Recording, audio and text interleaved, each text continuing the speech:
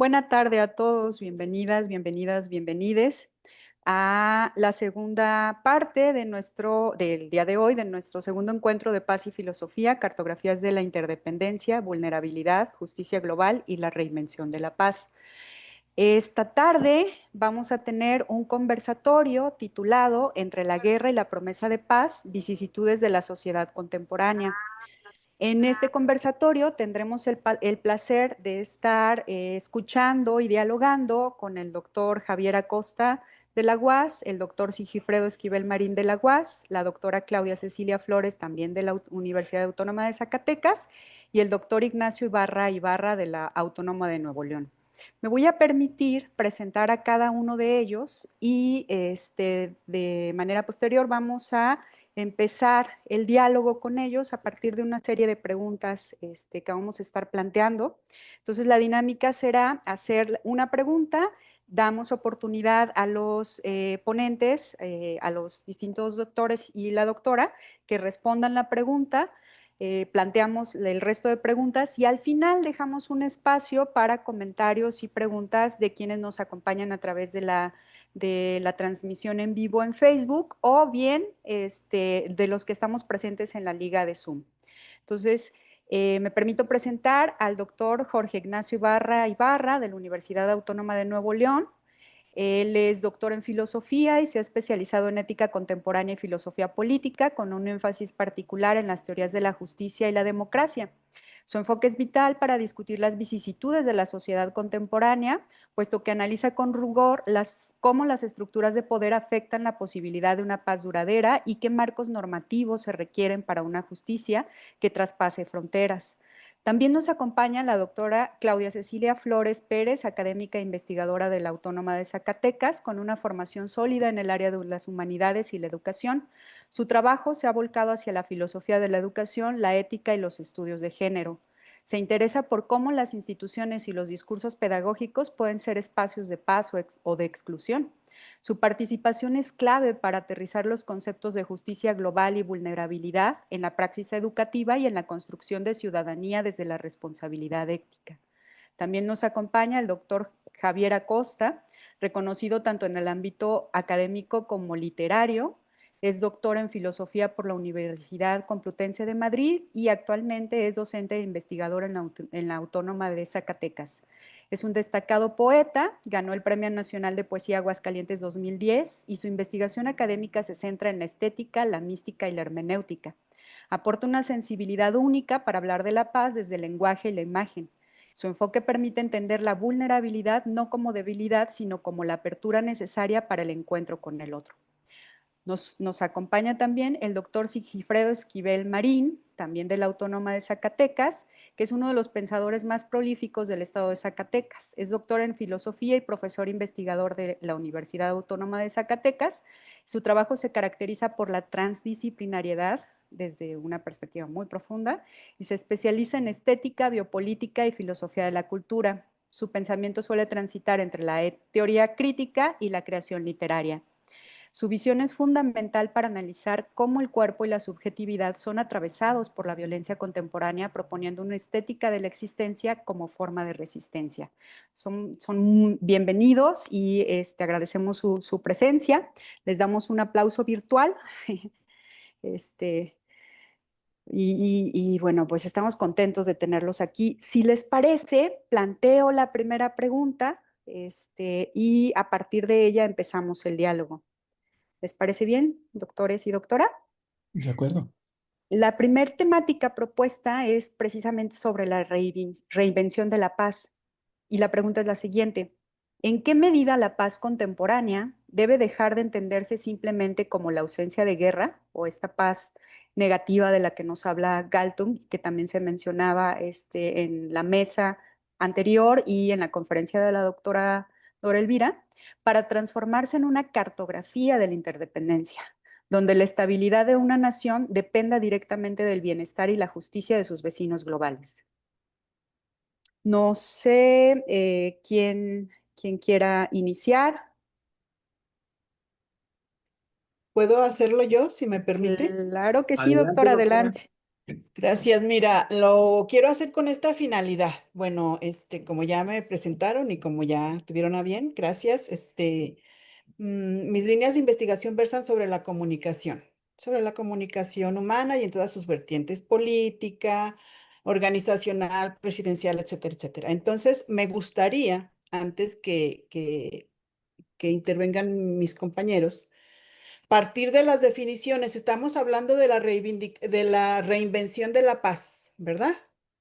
Pero ni siquiera, o reinvención o reivindicación, pero ni siquiera estoy segura que sabemos o muy pocas veces hemos escuchado lo que es la definición de paz. Preguntamos en varios ámbitos, lo hago yo en el ejercicio de mis alumnas y alumnos que ya son de maestría, empiezo a transversalizar el tema y les empiezo a decir, ¿qué es para ustedes la paz? Y pareciera que tienen una idea a veces global, a veces más precisa, a veces vaga, y no llegamos a y no llegamos a un acuerdo. Entonces pareciera que, sobre todo aquí en México, aquí en Zacatecas, nadie desconoce los indicadores de no paz o de violencia que hay en Zacatecas y pareciera que estamos tan acostumbrados a escuchar la palabra paz que es ya nada más paz, paz, paz y paz, bolsas donde quiera y muertos donde quiera, ¿no? Entonces, si me permiten, yo quiero hacer partir de algunas definiciones y sobre ahí vamos platicando, si están de acuerdo todas y todos. Y bueno, yo tengo aquí preparado lo siguiente. Según la UNESCO, la paz no se entiende solo como opuesta a la guerra, sino a la violencia. Y esta no se refiere solo al uso de la fuerza o de los golpes físicos, sino a toda acción u omisión que, pudiendo evitarse, impide u obstruye el desarrollo, la democracia y la vigencia de los derechos humanos. De igual manera, la UNESCO nos señala que en un sentido positivo, paz significa presencia de justicia social y es lo opuesto a la violencia. Es bienestar en sentido material y espiritual y además es un proceso activo de construcción de justicia, un proceso permanente y activo. Por su parte, ya mencionaste que hace un momento tuvieron por ahí algunas intervenciones donde citan a Johann Galtung. Bueno, yo me voy a permitir de manera rápida hacerlo. Para Johann Galtung, que es el pionero de los estudios de paz en el mundo, empezó después de de la Segunda Guerra Mundial, pero sus trabajos se visualizaron después de los 80s, de los 90s, precisamente porque los estudios de paz no eran un asunto que le interesara mucho a las naciones, a pesar de las Naciones Unidas. Bueno, entonces en 1998 Galtung nos dice que la paz no es solo la ausencia de guerra, como ya lo señalaste tú hace un momento, lo que es la paz negativa, sino la presencia de justicia social, equidad y la ausencia de violencia estructural y cultural con todo lo que eso implica. La capacidad de manejar conflictos con empatía, no violencia y creatividad. Eso es la paz para Johann Galtung. Él establece sus preceptos a través de cuatro elementos fundamentales que todas y todos deberíamos de conocer. Uno de ellos es la paz negativa. ¿Qué es la paz negativa? Se refiere únicamente a la ausencia de violencia directa, guerra o conflictos físicos. En contraparte, ¿qué es la paz positiva? Implica la eliminación de la violencia estructural, lo que es la desigualdad, la pobreza, la falta de acceso a derechos y cultural, y es en una sociedad que fomenta justicia, cooperación y dignidad humana. No me voy a detener en ello, pero podemos pensar el sentido de la administración actual y pasada presidencial sobre sus programas sociales, ¿verdad? O sea, si van encaminados o no a una paz positiva, que es afrontar lo que es la violencia estructural. Otros de los últimos dos elementos de Johann Galtung para la construcción de paz es la gestión de conflictos. El conflicto es natural, dice él, pero la paz se logra mediante la transformación pacífica y creativa de este. Y por último, el enfoque holístico. La paz es un proceso continuo que busca superar las causas raíz de la violencia, no solo los síntomas, como se ha venido haciendo. En resumen, nos dicen Galtung que la paz positiva es el objetivo final, donde la cooperación beneficia mutuamente a las partes sin dominio ni justicia, es decir, no puede haber una paz sin justicia social. Por su parte, ahorita se me perdió, permítanme. Por ejemplo, no podemos, dejaríamos las preguntas para después, pero por ejemplo, creemos ¿Cuál es la antítesis de la paz? Siempre que hago Dependiendo de esta la definición, ¿no? Dependiendo exactamente, siempre que hago esta pregunta a las alumnas y a los alumnos me dicen que la antítesis de la paz es la guerra, que se define como un enfrentamiento violento, armado y organizado entre dos o más naciones, estados o grupos humanos con objetivos políticos, económicos y territoriales o ideológicos, como lo estamos viendo en el mundo, muy claros. Pero Galton nos dice que la antítesis de la paz no es la guerra, la antítesis de la paz es la violencia en todas y cada una de sus manifestaciones. Dicho lo anterior, entonces, ¿qué es la violencia?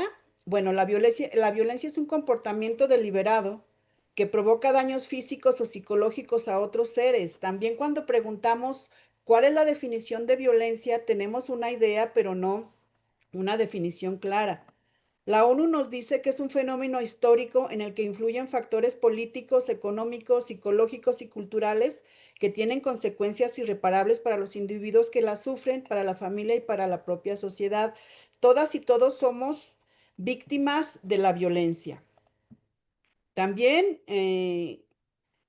Johan Galtung construye el triángulo de la violencia a partir de sus postulados y nos dice que la violencia directa es la que vemos siempre como el iceberg, pero que su base está compuesta de la violencia cultural y la violencia estructural, que bueno, no me voy a detener a definir cada una de ellas. Nos dice también que la violencia estructural produce la negación de necesidades, la violencia cultural produce actitudes y la violencia directa, que es la que padecemos todas y todos en este momento en México, produce comportamientos. Hasta ahí quiero dejar mi intervención para dar la oportunidad a las demás y demás, a los demás compañeros. Iba a decir a las demás y los demás, pero nada más son los demás compañeros. Gracias. Muchas gracias, doctora. Doctor Sigifredo. Sí, claro que sí, con mucho gusto. Eh, Creo que la pregunta es muy importante y como siempre, las respuestas que uno puede dar son provisionales y son insuficientes.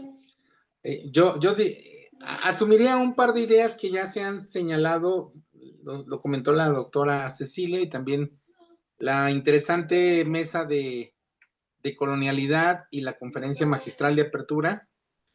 Pues yo diría que en el mundo contemporáneo estamos citando la noción de Walter Benjamin de estado de excepción. Estamos en un estado de guerra generalizada. ¿Sí? El estado de excepción, este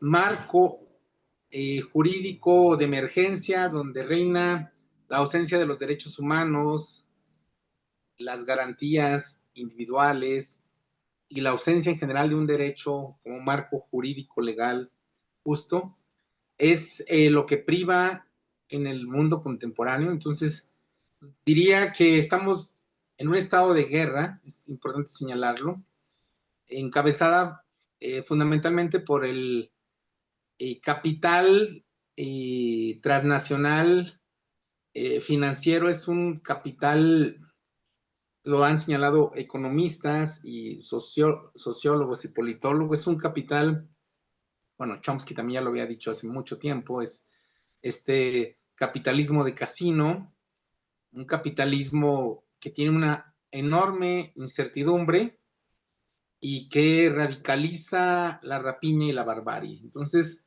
yo creo que este sería un primer elemento que hay que destacar, que reina la paz, esta noción de paz imperial que tiene un antecedente en la paz romana, esta pax romana, una paz imperialista, pero en el mundo contemporáneo, retomando lo que ya había dicho Lenin sobre el imperialismo como fase eh, final o consumación del capitalismo, implica otras formas de pacificación cuyo principal móvil es la destrucción, la rapiña, el colonialismo. Ya se señaló también en la interesante mesa de colonial.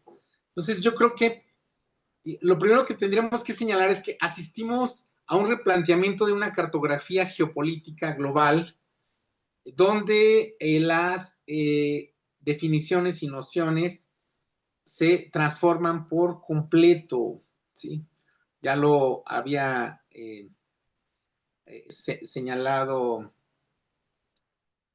se había señalado en las mesas anteriores y en la conferencia magistral, cómo es que hay seres humanos en la época actual que ni siquiera tienen derecho a tener derechos. Judith Butler también lo dice en Vidas Precarias, ¿no? Cómo hay personas que son de primera o segunda clase, entendiendo clase casi como una participación de casta respecto a los derechos humanos, y hay personas que ni siquiera se pueden considerar jurídicamente personas porque carecen de derechos, ¿no? Tal sería, por ejemplo, la figura del migrante en muchos países, donde es sujeto de punición, de castigo, pero no ostenta ningún derecho al no ser ciudadano, ¿no? Entonces, estamos asistiendo a una transformación radical del mundo contemporáneo, donde las principales categorías para entender la paz, como son, hay que primero visualizar, como bien lo señalas en tu pregunta, Ángela, muchas gracias por la invitación, por habernos invitado a organizar este conversatorio.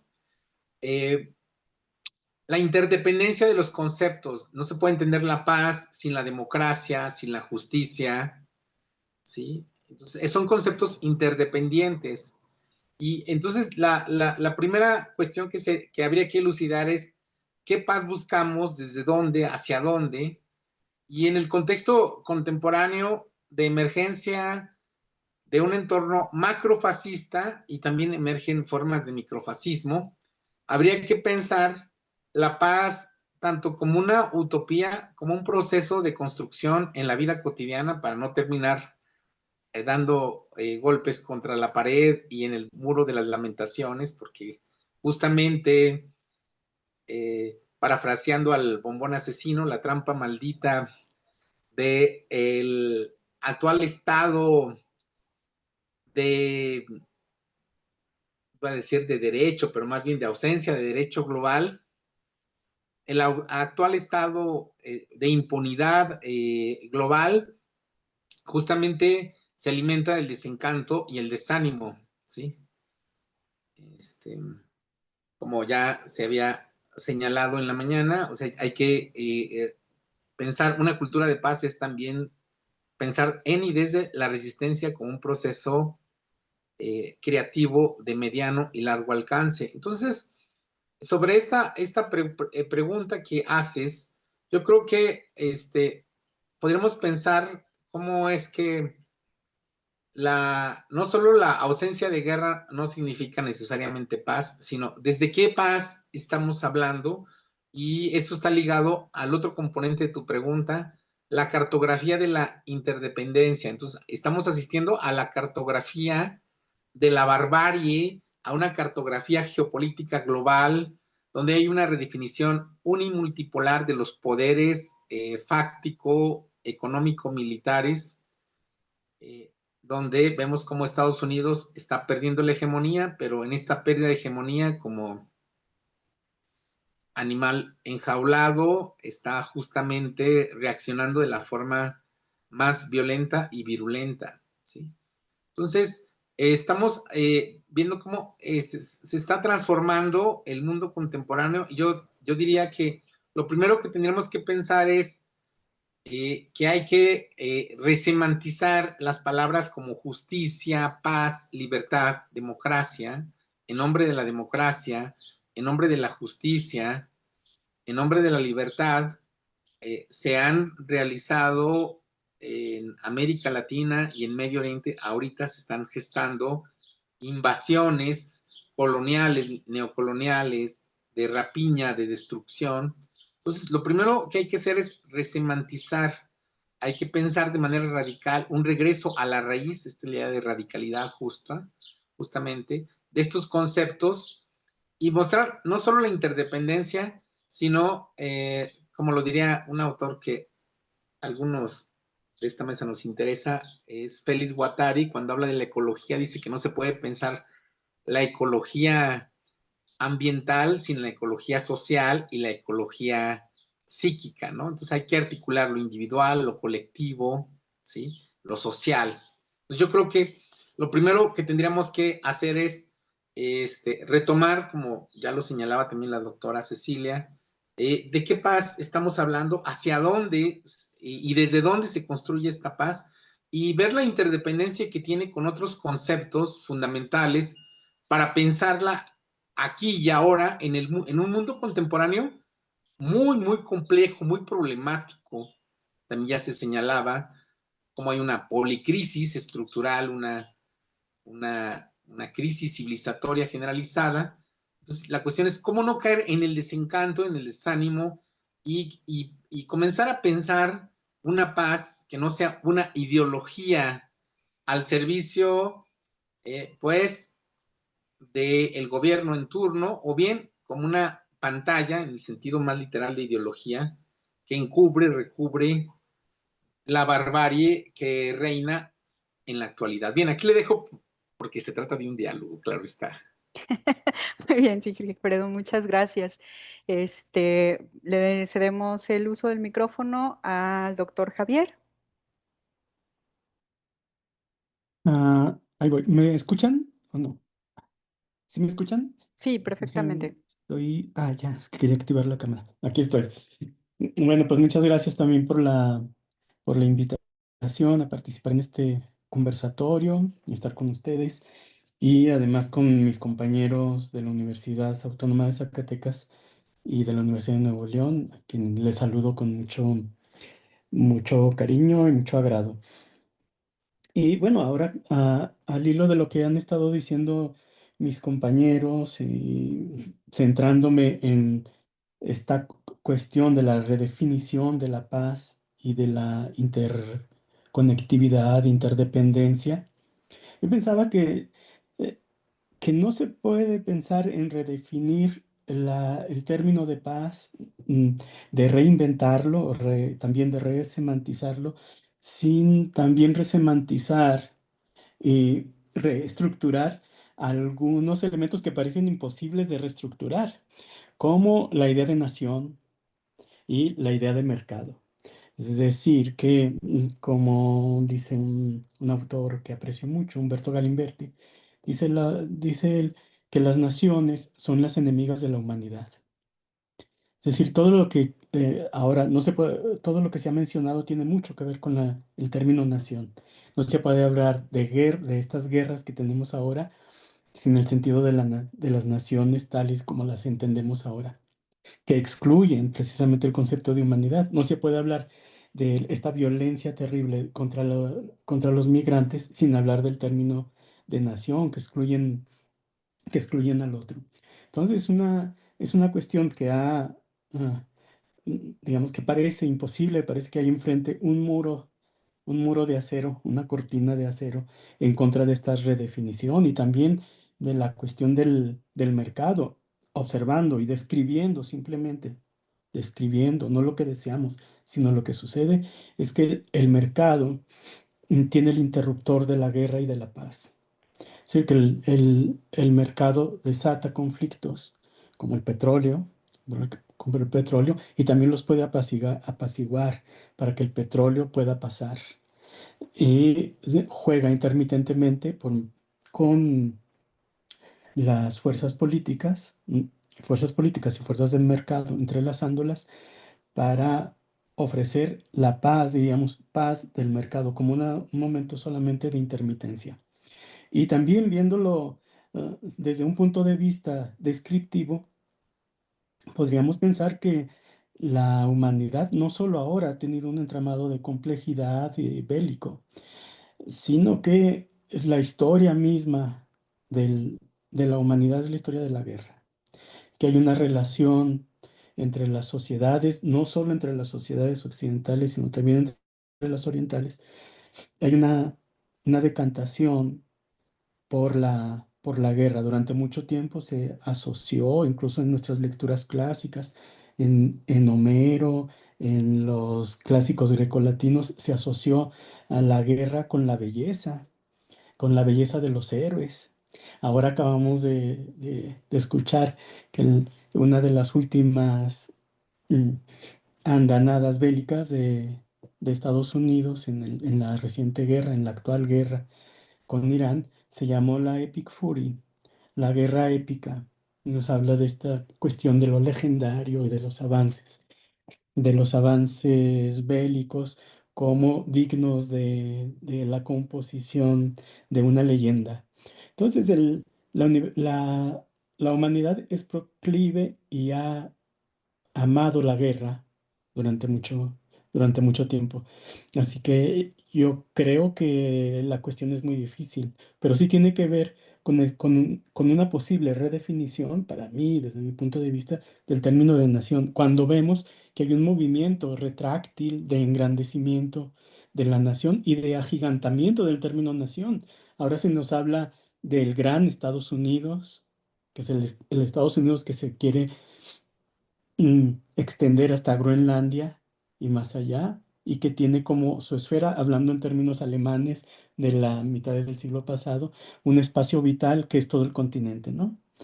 Así como hay un gran Israel, también ahora se habla de un gran Israel que va más allá de las fronteras actuales, y también de una gran Rusia. ¿Qué es esto? Es el agigantamiento de del término nación, de la estructura de la nación que configura el mundo. Si la interdependencia es entre naciones, vemos que las naciones tienen sobre todo intereses y que además les ha interesado durante mucho tiempo, vemos algunos estudios en el siglo pasado al respecto, de la figura de Estados Unidos, que sigue siéndolo, no como alguien que busque ciertamente una estabilidad, cuando menos una estabilidad constante, sino lo que se decía a finales del siglo pasado, que era su misión, la de eh, administrar el caos, es decir, administrar la inestabilidad y administrar el conflicto, incluso propiciándolo, ¿verdad? Y es como es una dinámica que tenemos y que yo diría, ¿cuáles han sido los tiempos de paz si no los consideramos como simplemente intermitencias en los que se recarga nuevamente el, el combustible y el armamento para la guerra? Bueno, nada más hasta mi intervención. Muchísimas gracias, doctor Javier. Y vamos a ceder ahora el uso del micrófono al doctor Jorge Ignacio. Hola, ¿cómo están? ¿Sí me escucha? Sí, perfectamente. Sí, bueno, yo solamente agrego, creo que ya se ha dicho buena parte, pero la cuestión que mencionaba la doctora Ceci Flores sobre distinguir, ¿verdad? Una distinción muy básica sería la guerra bélica, o sea, la guerra, el belicismo entre naciones, y otra sería una guerra, pues, ¿cómo podríamos decirlo? Social, ¿sí? O sea, que se da a un nivel del vecindario, la cotidianidad o hacia dentro de un país. Entonces, pienso que esa distinción es muy importante cuando estamos hablando de guerra y paz, ¿verdad? Porque pues incluso hablamos de una guerra psicológica, la guerra del ser humano consigo mismo, podríamos tomar muchos significados de este término. Entonces, pienso que, bueno, hay alguna cierto grado de confusión a veces, bueno, de qué estamos hablando efectivamente con guerra, esa ausencia de violencia, esa ausencia de armas, de disparos, no sé, pero también es muy importante tomar en cuenta eso, bueno, que hay una guerra interior o una guerra en la cotidianidad. Por ejemplo, bueno, pues la guerra siempre ha estado presente en el ser humano. Los arqueólogos descubren hoy que hay restos de enfrentamientos entre grupos humanos en la prehistoria, posiblemente ahí por cuestiones de pelearse por un tramo de un río, ¿verdad? O pelearse por alguna zona de árboles de algún fruto, quién sabe. Se descubre, por ejemplo, ahí en los Alpes suizos, creo, un resto de un hombre con una momia, un hombre momificado que tiene una flecha, ¿no? Que le llaman Ötzi. Entonces, siempre ha habido enfrentamiento entre los humanos, es algo inevitable al parecer, ¿sí?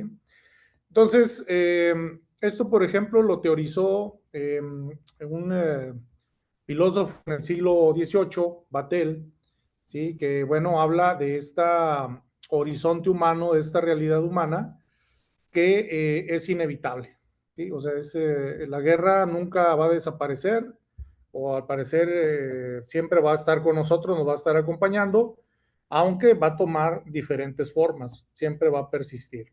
Entonces, el ser humano siempre tiene ese problema con el otro, ¿sí? O sea, bueno, hasta dónde llega mi espacio, o yo quiero el espacio que tiene el otro. Entonces es difícil escapar de ese horizonte porque forma parte de nuestra humanidad, ¿sí?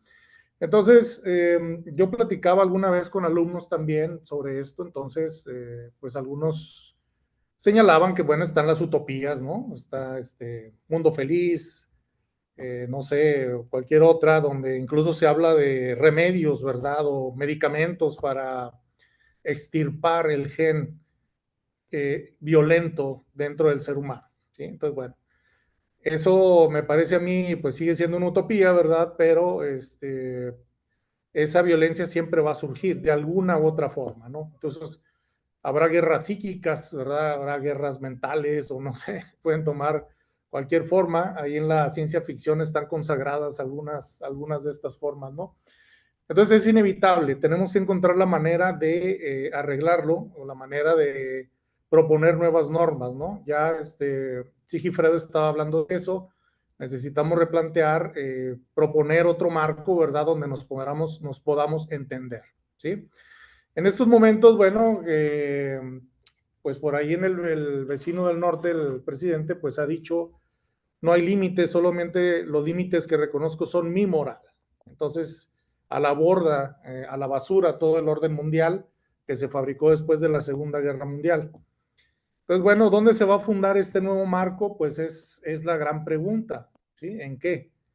¿Bajo qué fundamento? Entonces, ¿cómo vamos a prevenir la guerra? ¿Cómo vamos a lograr la paz? Entonces, eso es algo que en este momento luce realmente difícil. ¿Cómo se va a poder armar y dónde va a descansar ese marco, ese nuevo marco de la paz, ¿verdad? Entonces, bueno, yo lo dejaría ahí. Muchísimas gracias, doctor Jorge.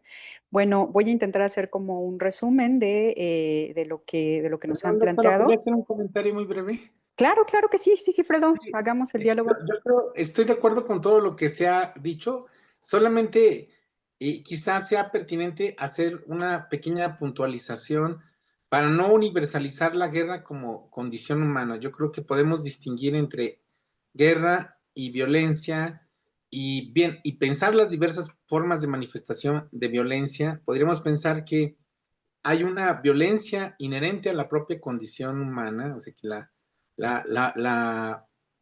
nuestra condición como humanos implica cierta violentación del entorno, el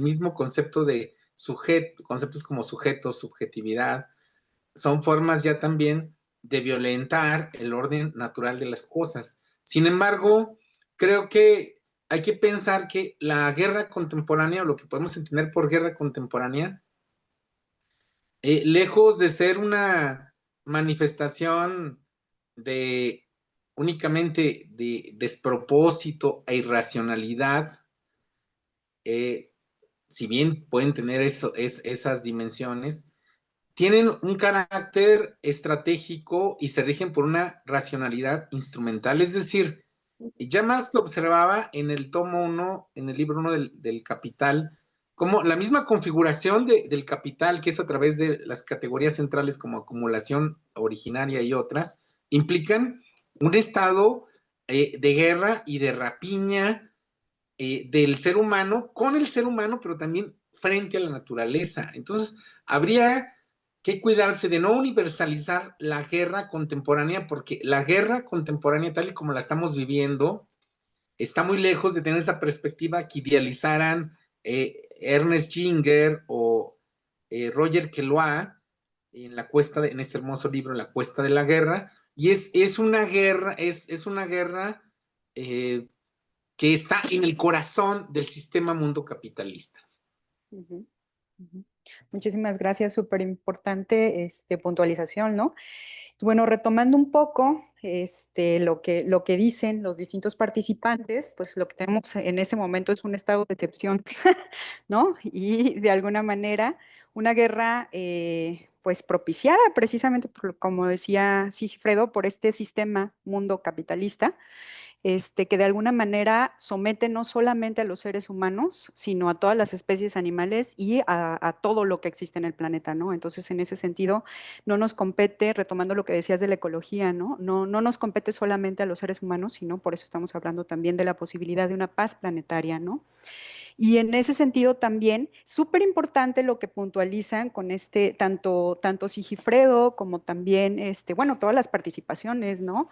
Cecilia también, Jorge Ignacio y también Javier nos hablan de podría suponerse o plantearse como esta tendencia del ser humano, ¿no? Que también se tocaba un poco en la mesa anterior con la insociable sociabilidad, ¿no? Kantiana, esta tendencia a, pues a estar en un constante conflicto, pero que ese conflicto termine en una confrontación directa, ¿no? Porque no necesariamente el conflicto tiene que terminar en una confrontación directa, ¿no?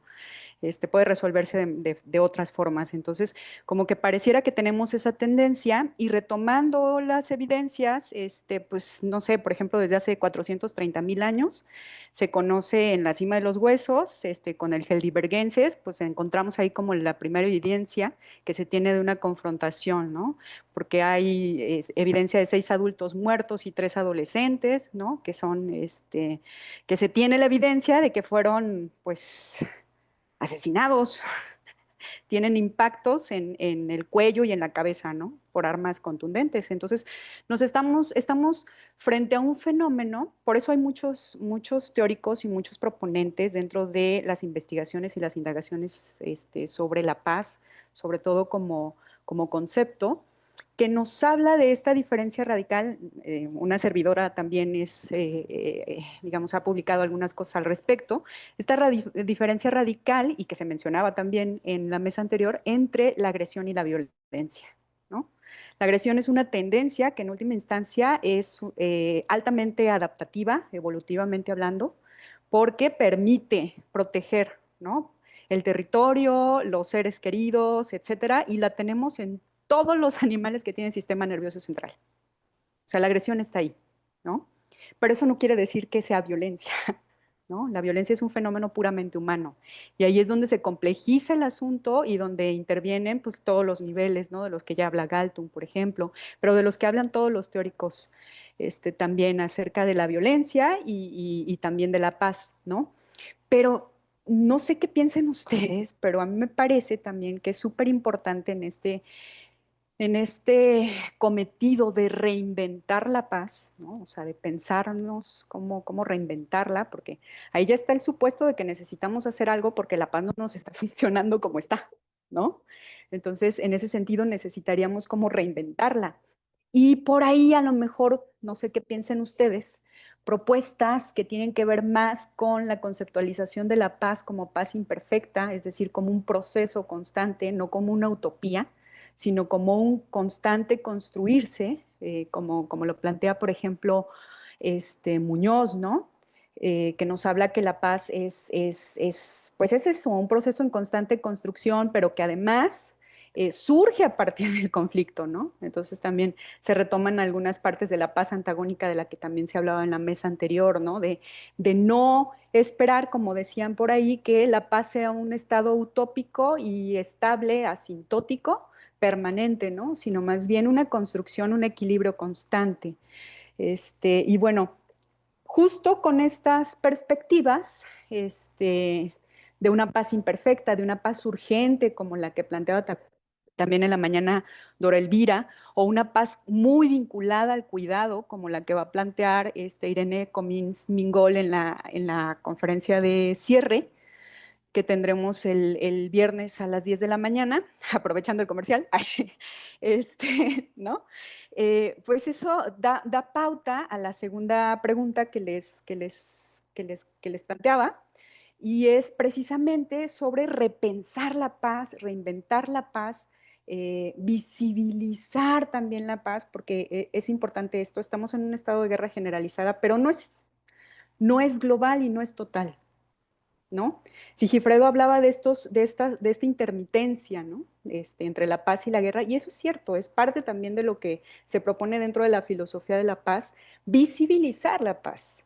O sea, no solamente tenemos esta tendencia hacia la agresión, necesariamente debemos tener una tendencia prosocial, ¿no? Que es esta insociable sociabilidad de la que hablaba Kant. O sea, necesitamos de los otros. Y a esa interdependencia es a la que nos hacemos, sí, como que la que hacemos referencia, ¿no? No solo de las naciones, sino más bien interdependencia humana. Y eso se conecta con la siguiente pregunta, ¿no? Donde les planteo, les propongo que hablemos un poco sobre estos otros conceptos que tendríamos que estar visibilizando para a su vez traer a la mesa la paz, reconocerla, esta paz cotidiana que se vive, que tenemos, que construimos. Hablar sobre la vulnerabilidad, por ejemplo, sobre el conflicto, sobre el cuidado, la interdependencia, ¿no? Si aceptamos la vulnerabilidad como una condición humana compartida, ¿cómo puede este reconocimiento transformar nuestra respuesta ante la violencia? No solo ante la guerra, sino ante la violencia en un sentido estructural, en un sentido simbólico, en un sentido directo, ¿no? Pasando de una lógica de la defensa y la soberanía absoluta a una ética del cuidado y de la responsabilidad. ¿Quién quiere iniciar? Sí, Gefredo. Sí. Híjole. Sí, las preguntas son magníficas y las respuestas apenas intentos de responder o corresponder al planteamiento tan puntual, ¿no? Ahorita que estabas, Ángel, haciendo el planteamiento, recordaba a alguien que no es santo de mi devoción, dirá el doctor Acosta que sí lo es, pero no lo es. Slavoj Žižek o Žižek, quien en un texto ironiza sobre el pensamiento crítico, creo que es el espinoso sujeto, donde dice que el pensamiento crítico se encuentra en un estado de convalescencia y pone como símil o imagen, palabras más, palabras menos, a un hombre en el centro de África intentando apagar un incendio con una cubeta, él arroja agua y entre el incendio las llamas son gigantescas, entre más agua arroja, el incendio en lugar de disminuir crece porque evidentemente se oxigena con el agua. Entonces, creo que estamos justamente, como se señalaba, lo comentaba la doctora Elvira en la mañana, también retomó este concepto. Ella lo teorizó a partir de Agamben, pero pues Agamben lo retoma de Benjamin, a quien tradujo al italiano, esta noción de estado de excepción. O sea, estamos ante la urgencia de tener una, bueno, urgencia de paz, paz de urgencia, justamente como se señalaba en la mañana, ¿sí? Y desde la provisionalidad, precariedad de todos los conceptos. Y yo creo que nos encontramos en ese impasse donde los conceptos, primero habría que resemantizarlos o resignificarlos porque cada vez están más gastados, ¿sí? El doctor Acosta lo sabrá como poeta. La poesía tiene esa potencialidad de renovar las palabras, entonces aquí necesitamos como que una filosofía o una teoría social, porque este sería la primera cuestión, doctora, que tú ya lo has planteado también en tus investigaciones, que hablar de paz o de justicia no son conceptos que se puedan entender o atender desde una sola disciplina, sino son inter y transdisciplinares, incluso no se pueden atender desde un ámbito meramente intelectual, ¿no? Entonces, aquí la primera cuestión sería que tendríamos que pensar la paz como como una búsqueda, como un odos, un camino, una genealogía y también como una utopía y un horizonte regulativo. Bueno, esta idea no es nueva, ya en su famoso texto, a propósito de lo que citabas de Kant, Kant tiene un texto, creo que es de 1790 y algo, no sé, tendría que buscarlo, donde habla justamente esto sobre la paz perpetua, y lo que la gente no suele mencionar es que Kant lo retoma de un cementerio donde abajo está escrita la frase paz perpetua. La única paz perpetua que puede existir es en un cementerio. Entonces, esta ironía le permite a Kant pensar la paz como un horizonte regulativo, pero también como la búsqueda de lo que él entiende propiamente por el proyecto de ilustración, ¿no? Entonces, sobre esta cuestión puntual que planteas, yo creo que es un atisbo de respuesta, no quiere decir que es la respuesta, ¿no? Tendremos que articular como procesos micropolíticos de la vida cotidiana con un plano más social y más colectivo para articular formas y culturas que yo no solo llamaría de paz, sino la palabra ecosofía me gusta de Guattari, que la retoma del pensamiento presocrático, como una forma, e incluso esto también lo has trabajado, de cultivo, del cuidado de sí, entendido como cuidado del otro. El otro no solo como subjetividad, sino también como una alteridad irreductible a lo humano. Entonces, un primer acercamiento de respuesta es que tendríamos que articular estos brotes de resistencia que están emergiendo en todo el mundo, en todas partes, ¿sí? Como una suerte de micropolíticas afirmativas, pero que al mismo tiempo hagan sinergia con una macropolítica. De lo contrario, nos vamos a quedar con esa imagen que da Slavoj Žižek de el hombre en la sabana africana que intenta apagar un incendio con una cubeta de agua. Entonces, tendríamos que ver la paz como un concepto táctico, estratégico, dinámico, performativo y más bien interdependiente con otras categorías. Es un atisbo de respuesta, nada más, ¿eh? Muchas gracias, Sigifredo. Excelente. Pues, ¿quiere continuar Claudia, Javier o Jorge? Bueno, si gustan una servidora. Mira, ahorita que estás comentando, tu doctora, me surgen una serie de preguntas que las tengo siempre presentes, ¿verdad? O sea, estamos hablando de resignificar, pero pregunto, es una pregunta al aire y no necesita respuesta, son respuestas internas que se tienen que dar. O sea, resignificar, ¿alguna vez ha significado? Crear nuevas leyes, ¿alguna vez crear nuevas leyes de derecho internacional? ¿Alguna vez se han respetado? ¿Alguna vez se han ejercido? Una serie de situaciones, ¿verdad? Por ejemplo, estamos hablando de la guerra, las dimensiones de la guerra. Hay guerras grandes, hay guerras chiquitas, hay guerras internas, hay guerras de todo tipo, ¿verdad? La guerra pareciera que de Medio Oriente pareciera que está un poco lejana, pero acuérdense que ya invadieron Venezuela y siempre nos tienen el pie en el cuello, que ahí va el muerto y que ahí va el muerto y que a lo mejor nos invaden, que sí, que no. Y por si no fuera, y por si fuese poco, libramos en México nuestra propia guerra, ¿de acuerdo? O sea, porque se quiera o no, la guerra contra el narcotráfico, pues bueno, ya la bautizó Felipe Calderón, es una guerra, ¿de acuerdo? ¿Quién de aquí, de las que estamos aquí presentes, de los que estamos presentes, pues no sentimos esa vulnerabilidad que estamos ante una guerra, ¿no? Y bueno, Valero nos decía que cuando los individuos se desenvuelven en un ambiente de violencia, de inseguridad, sienten miedo, sentimos miedo. ¿Quién no tenemos miedo? Se aíslan y no conviven comunitariamente por lo que el tejido social se empieza a vulnerar. Y mencionas tú, bueno, el cuidado de sí, ya lo dijo el doctor Sigifredo, el cuidado de sí es el cuidado del otro. Entonces, ¿qué tenemos que hacer? Volver al origen. ¿Cuándo partimos del origen? O sea, el origen de la sociedad, el elemento fundamental de la sociedad, el ser humano.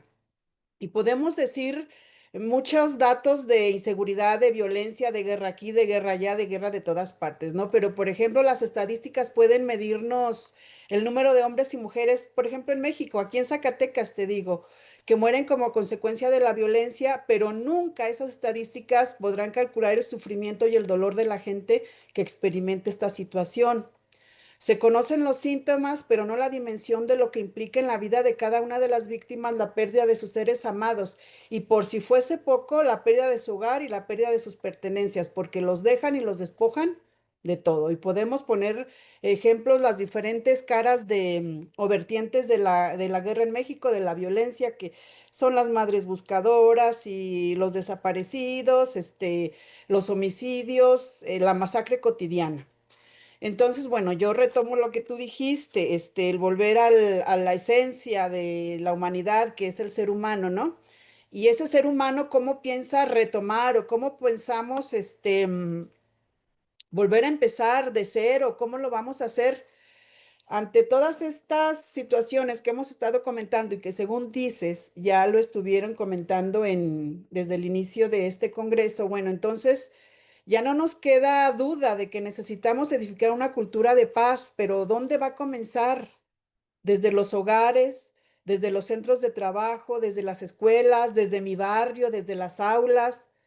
Vamos, en mi interior, ¿dónde debe de comenzar esta cultura de paz? Porque, bueno, está establecida oficialmente y están los tratados internacionales desde 1999. ¿Cuántos años han pasado ya?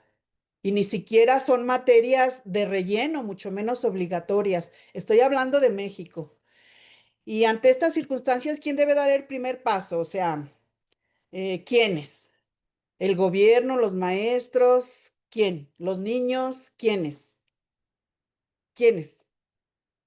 Pues todas y todos, ¿verdad?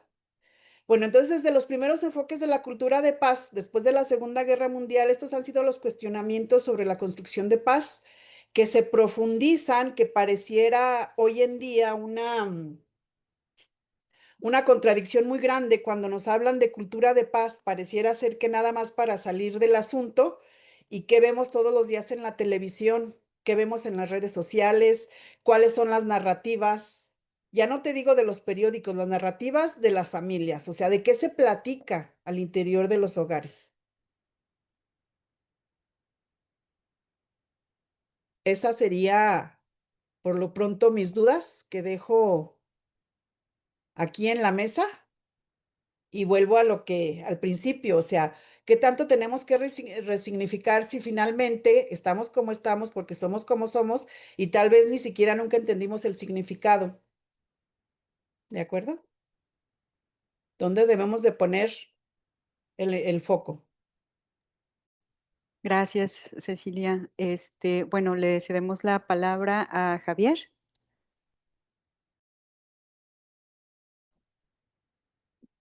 Muchas gracias. Este, sí, yo creo que es de una complejidad que desborda nuestras capacidades, mi capacidad para resumirla y analizarla mm, como debería hacerse. La, la situación global nos habla de que, de que hay varios empeños por romper con esta dinámica con esta dinámica de la guerra o por establecer unas pausas en esta dinámica. Algunas instancias globales así lo han realizado, pero lo que acaba de decir la doctora Cecilia me parece muy importante. Ella pregunta, ¿cómo comenzamos? ¿Cómo comenzamos a hacerlo si ya han fracasado tantos intentos, ¿no? Ahora recordando el famoso ensayo de Kant sobre la paz perpetua, las soluciones que él proponía de alguna u otra manera se han implementado, ¿no? Como la creación de las Naciones Unidas, de un gobierno, ah, mm, de un gobierno mundial, de una especie de gobierno mundial y también de unos tribunales mundiales como el Tribunal de la Haya, pero lo que nos dice la realidad es algo que mencionó el doctor Sigifredo hace un ratito, o no, Jorge Ibarra, creo, el doctor Jorge Ibarra, cuando el presidente de Estados Unidos dice, ¿cuál es el límite de lo que yo de lo que yo puedo hacer. Por ejemplo, una de las cosas era terminar con una civilización en una noche, es decir, una clara amenaza de un arma letal como una bomba atómica, cuando no hay más límite, cuando ha habido efectividad de los tribunales internacionales como el de La Haya, que parecía una gran solución para esto. Y yo creo que hay dos, se me ocurren dos. Una es algo que señalaba Walter Benjamin, creo que es en el de la crítica para la idea de violencia, para el concepto de violencia de Walter Benjamin, y era el de no tener tanta esperanza, sino desesperarse. Desesperarse y jalar el freno de emergencia, decía Walter Benjamin. Es decir, no pensemos tanto en lograr la paz, sino en detener la catástrofe. Eso es lo primero que hay que hacer, detener la catástrofe.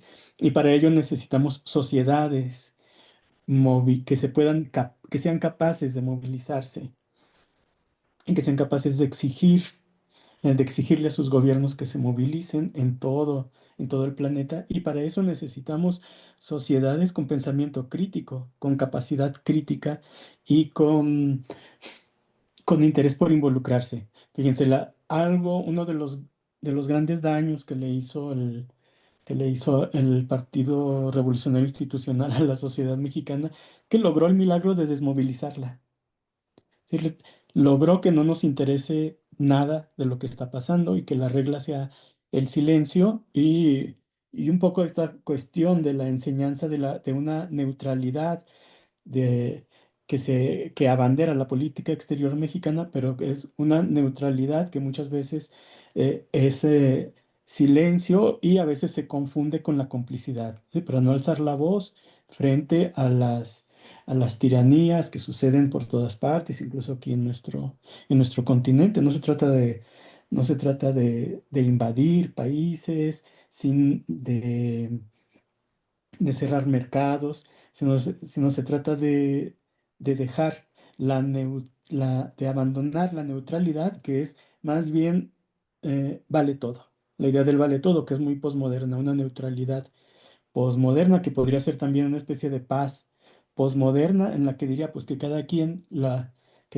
haga como quiera, que cada gobierno haga lo que sea con sus ciudadanos, incluso uh, implementar una eliminación de aquellas voces disidentes, discordantes, etcétera. Entonces creo que eh, siguiendo el hilo de la reflexión de la doctora Cecilia, yo creo que sí tiene mucho que ver con el inicio, con los educadores. Nosotros somos educadores, estamos ahí. Y yo creo que el inicio es tener una sociedad crítica. No tenemos realmente una sociedad, cuando menos en México, no tenemos una sociedad crítica, como dijo el doctor Sigifredo. Hay pequeñas chispas por todo el planeta de intentos de reconducción de la atmósfera de guerra perpetua en la que vivimos. En realidad, es una guerra perpetua en la que vivimos. Hay pequeños intentos y más bien desde la sociedad civil y desde ONGs e instancias críticas. Pero necesitamos una sociedad fuerte, una sociedad crítica, una sociedad que se manifieste y que tenga el ímpetu de involucrarse. Pero recibimos una educación hacia todo lo contrario. La educación que recibimos, la gente como yo y nosotros hemos educado a los que han venido, pero recibimos esta educación de nuestro régimen, era la de no involucrarte, no manifestarte y además señalar al que se manifiesta, señalar al que se manifiesta. Entonces, creo que falta un camino por recorrer muy largo, muy intenso, pero esa es la de a largo plazo y la otra es la de detener la catástrofe. Jalen el freno de emergencia, paren por un momento el mundo, así como querían parar el desarrollo de la inteligencia artificial, dar una pausa global para que no se desarrollara la inteligencia artificial por unos meses, que fue una de las cosas que sospechosamente proponía Elon Musk, que el demonio estaba por ahí detrás también, pero esa idea para detener, imagínense, sería pues un deseo utópico, irrealizable, pero debería detenerse deberíamos de jalar todos al mismo tiempo el freno de emergencia. Nada más. Muchas gracias, doctor Javier. Le damos la palabra a Jorge Ignacio Ibarra. Sí. Bueno, pues yo estoy pensando ahorita en estas cuestiones que se han tratado. Bueno, por ejemplo, sí, yo no estaría muy de acuerdo que la guerra es exclusivamente humana. Me parece que es en el reino animal también. Hay ahora una noticia sobre una guerra de simios en Uganda.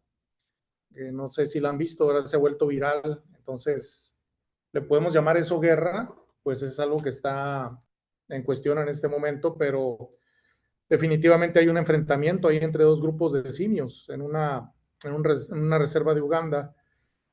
De ser cierta esta noticia, pues es alarmante, pues, y a la vez interesante, porque pues cómo se lleva ese enfrentamiento, ¿verdad? A ese mundo donde decíamos, bueno, los animales no tienen esa perversidad, esa maldad. Entonces, hay estudios que apuntan, ¿verdad? Pues sí, a un cierto nivel de agresión que se puede convertir en enfrentamiento abierto, ¿verdad? Pero son cuestiones también especulativas.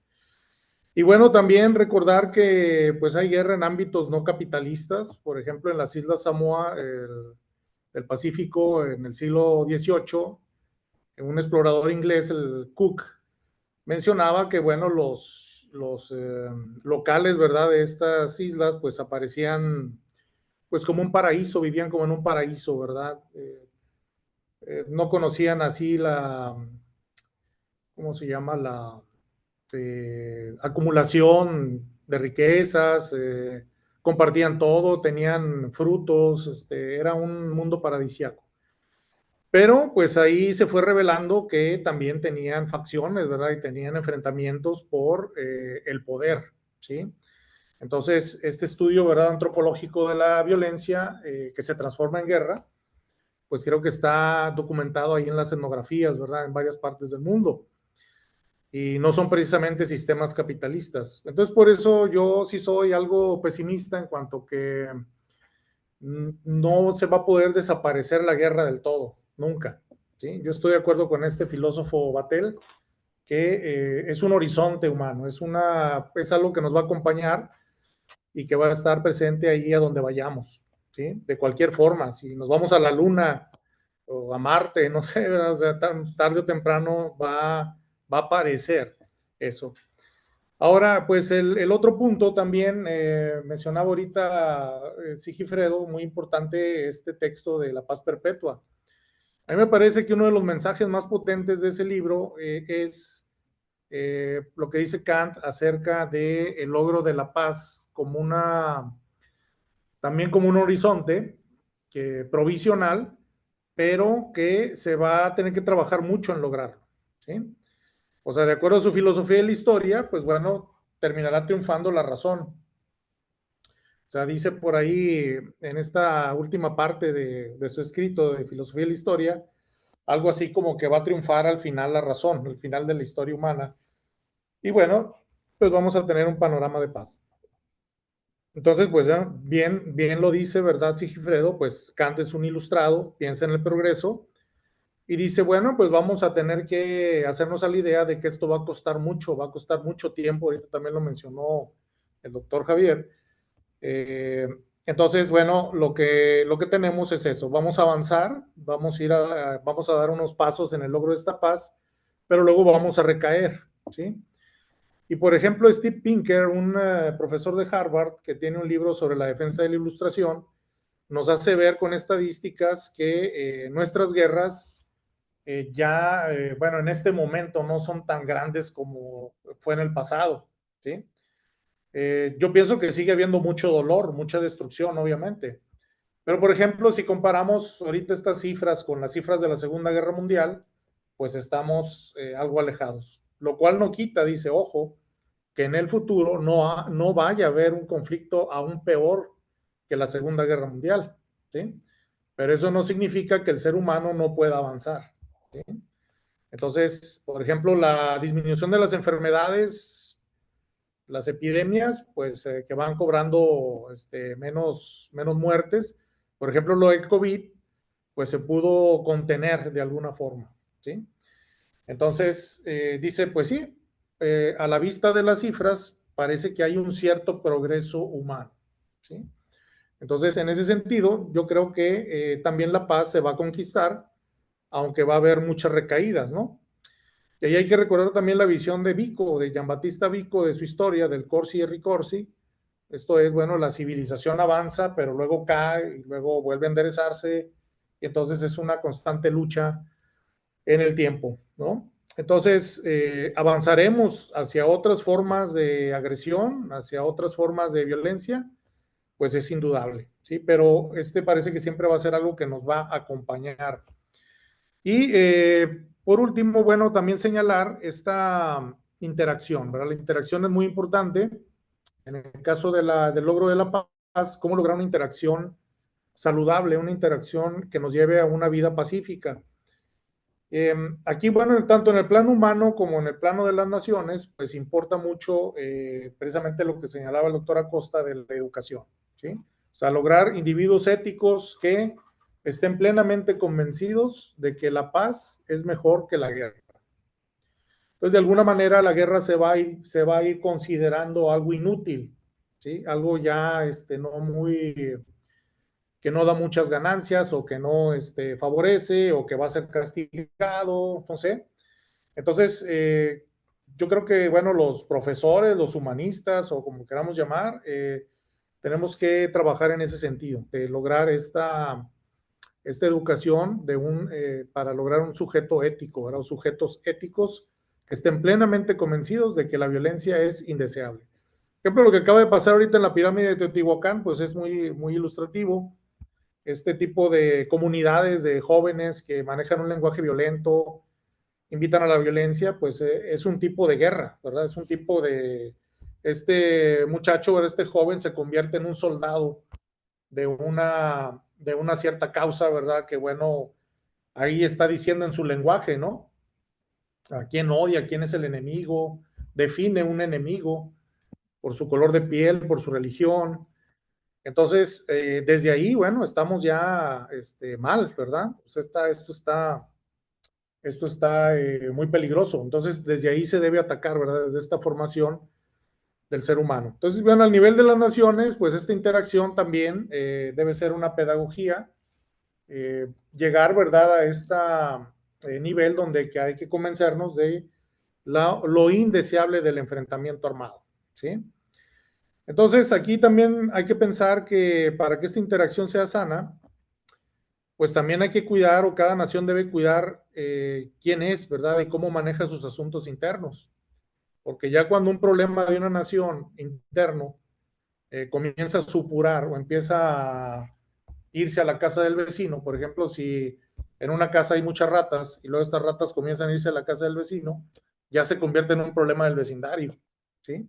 Entonces también una nación debe tomar la responsabilidad de esos problemas, ¿sí? Que no los deje crecer. Entonces yo pienso, ¿verdad?, que esta interacción debe pasar por eso, ¿verdad? Esa consideración de un Estado fuerte o estados fuertes, éticos, para lograr esa interacción y que se dé este vecindario sano donde lo violento sea visto como algo indeseable y la guerra, si existe, debe reducirse a su mínima expresión. Muchas gracias, Jorge. Muchas gracias, doctor Ibarra. Bueno, podríamos seguir, ¿no?, con el conversatorio. Es interesante. Antes de pasar a las posibles preguntas o comentarios que tengan los asistentes, me gustaría llamar la atención en algo que a lo mejor nos sirve un poco a todos, ¿no? Fíjense cómo en un encuentro sobre paz es mucho más fácil hablar de la guerra, de la violencia, ¿no?, que pensar la paz.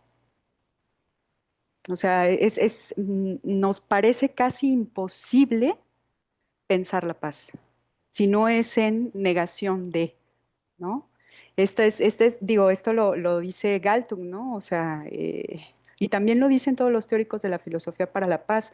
De repente las investigaciones y las indagaciones para la paz se vuelven un tanto esquizofrénicas porque están hablando sobre la paz, pero nunca la mencionan. O sea, nunca se ponen a pensar qué es la paz, ¿no? O qué deberíamos estar pensando cuando hablamos de paz. Siempre regresamos como a este asunto de la violencia, de la guerra, ¿no? De la agresión, que es, respondiendo un poco a lo que decía el doctor Ibarra, ciertamente la guerra no sabemos, dependiendo de cómo la definamos, lo que decíamos hace rato es que la violencia es exclusivamente humana, no la guerra, la violencia. La agresión existe en todas las especies animales, ¿no? Entonces, volvemos como a regresar continuamente a estar pensando la paz como opuesta a la guerra, pero no sabemos qué es la paz, ¿no? Y entonces en ese sentido pensamos en la paz utópica, ¿no? Por ejemplo, decían, ¿dónde debemos empezar? Vamos a llegar a la paz, vivimos en un estado de guerra perpetua, pero, o sea, la paz no la conocemos. No, así como tenemos cápsulas de guerra, no tenemos paz. No, no es una paz cotidiana, no es una paz continua, no es una paz que vivimos, no es una paz que hacemos. O sea, no existe la paz, es solo lo negativo. Entonces, creo que es importante, retomando lo que decían, empezar, que un poco lo decía también Sigifredo y también Cecilia, cuando hablaban de Cecilia, cuando decía, ¿dónde empezamos? Pues más bien creo que lo tenemos, ¿no? El asunto es que no nos percatamos, o sea, siempre estamos pensando en la parte negativa de la paz, en la guerra. Y sería interesante preguntarnos por qué. O sea, cómo toda la construcción teórica, pero también, pues, en términos de Foucault, en los dispositivos que han generado que nosotros seamos sujetos que repiten y repiten y repiten y repiten el estado de violencia como si fuera hegemónico y total, ¿no? Hay que plantearnos un poco eso también y un poco ese es el sentido de los conversatorios y del encuentro, ¿no? Pensemos la paz. Ya no estamos pensando solo la violencia, pues, o la guerra, ¿no? Sino reconozcamos qué hacemos, qué habilidades, qué prácticas, qué ejercicios hacemos de manera cotidiana para construir la paz, ¿no? Uciel, tienes la mano levantada, adelante.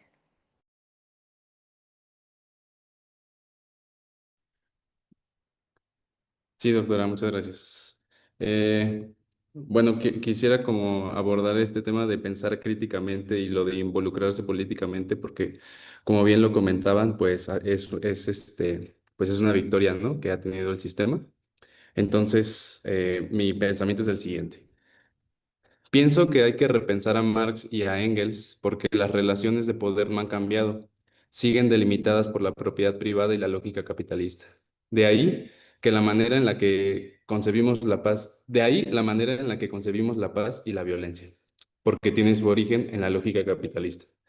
Y si no se respetan los derechos humanos, los tratados internacionales y las agendas ecológicas, como lo mencionaba la doctora, es porque manda el capital por sobre todas las cosas.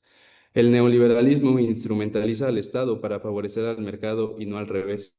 Mientras no sea el Estado el que instrumentalice al mercado y por lo tanto cambie hacia mejor las condiciones materiales de la población, no podremos cambiar el significado de paz y de violencia, porque repensar la paz es sinónimo de repensar y de redireccionar el sistema sociopolítico en el que vivimos. Para el marxismo, la paz es la abolición de la propiedad privada, de los estados-nación y de las clases. Como conclusión, volver a Marx y a Engels lo veo necesario porque hay que entender cómo funciona el sistema capitalista para saber en dónde estamos parados hablando históricamente y así poder pensar o repensar hacia dónde es deseable dirigirnos si queremos la paz. Pero entonces no hay paz. No es cierto. O sea, no hay paz actualmente.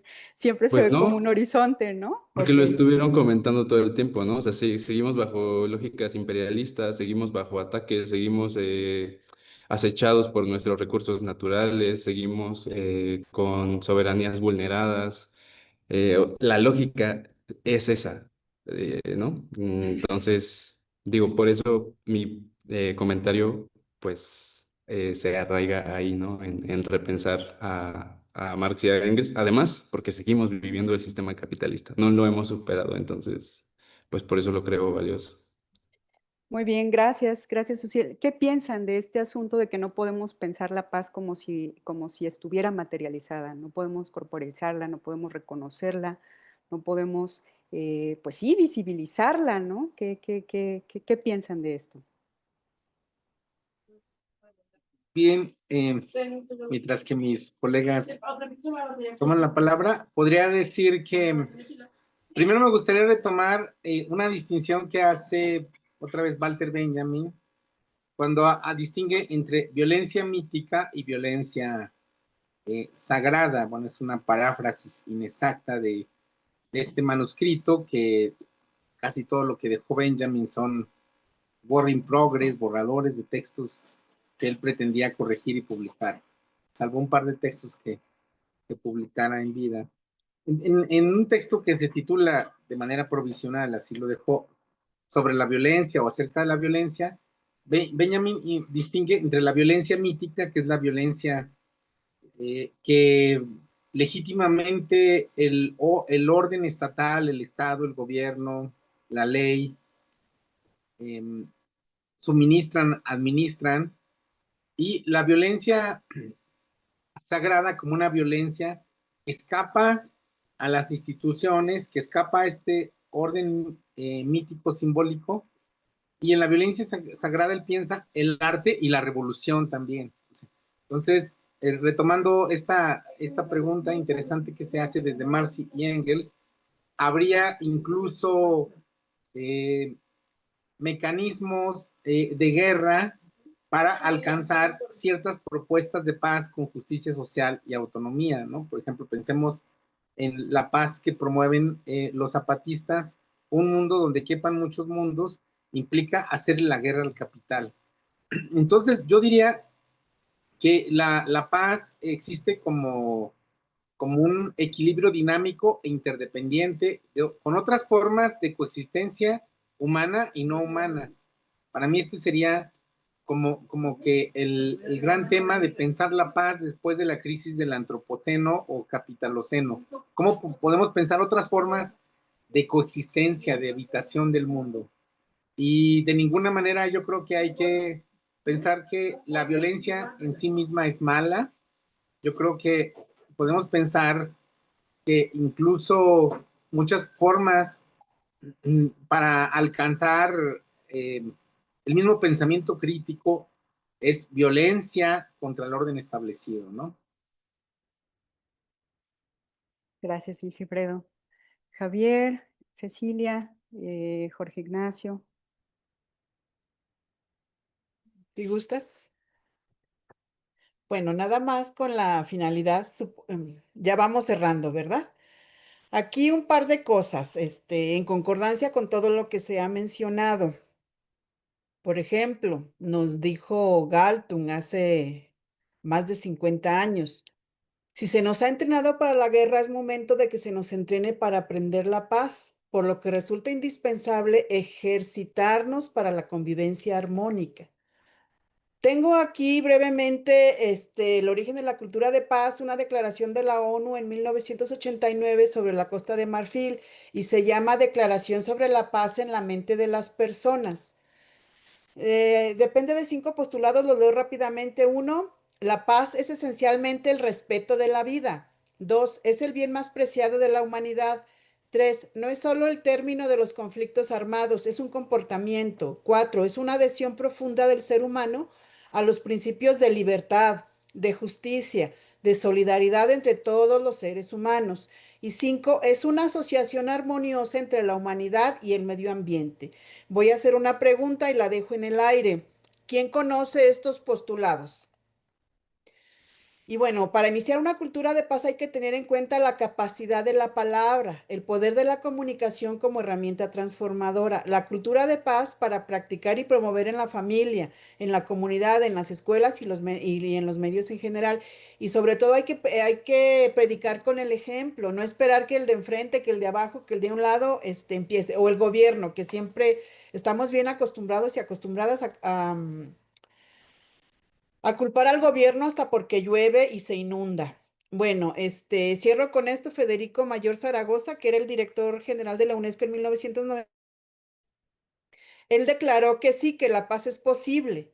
Dice, es posible transformar una economía de guerra en una economía de desarrollo generalizado, en la que disminuyan las inversiones en armas y se incrementen en nuevas fuentes de energía renovable, en la producción de agua y alimentos, en la salud, en la protección del medio ambiente, en la vivienda ecológica, en el transporte eléctrico, en la educación. Todo eso es paz.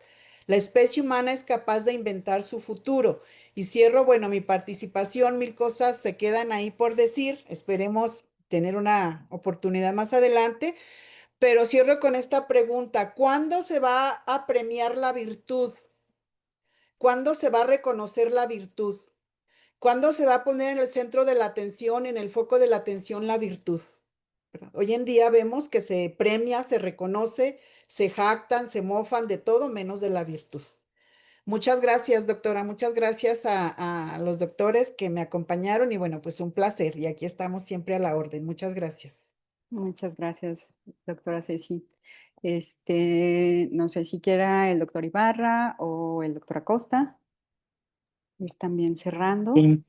Sí, para cerrar, recordar ahora, a razón de lo que decías, doctora, de la imposibilidad para hablar de la paz, recordé un pequeño libro que se llama del 17, es de Roberto Calazo, que se llama La actualidad innombrable.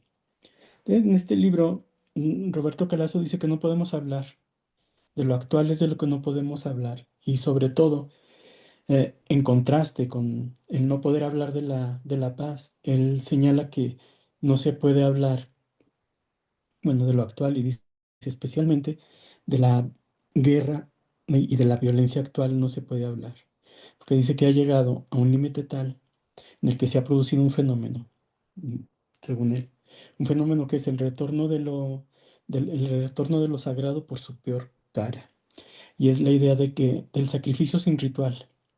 Si vivimos en una sociedad donde hay puro sacrificio y para él ya no como política, sino solamente como autoafirmación. Sí, como la muerte del otro es la afirmación de quien yo soy. Para él es un retorno salvaje, terrible de lo sagrado y dice, para esto no hay palabras. Hemos renunciado a los hechos. Él, que murió un poquito después de escribir este libro, durante el COVID, dice, hemos renunciado a los hechos, pero no tenemos significados. En lo que nos hemos refugiado es en las invocaciones. Es decir, invocamos la paz. Lo único que podemos hacer es invocarla, pero no nombrarla. Ahora, los políticos estadounidenses, como los políticos iraníes, como los políticos israelíes y también en gran medida los euroasiáticos, invocan a Dios para destruir al otro. Invocan, ya no dan significado. Entonces aquí tenemos un problema precisamente en el orden del poder decir, del poder significar. Se ha perdido esto, y creo que lo has dicho de una manera muy certera. Es muy difícil hablar de esto. Es innombrable. Les invito a que lean el libro. Está a mí me causó una, una reflexión que me desborda, pero que viene a colación. Muchas gracias a todos. Muchas gracias, doctor. Bueno, doctor Ibarra.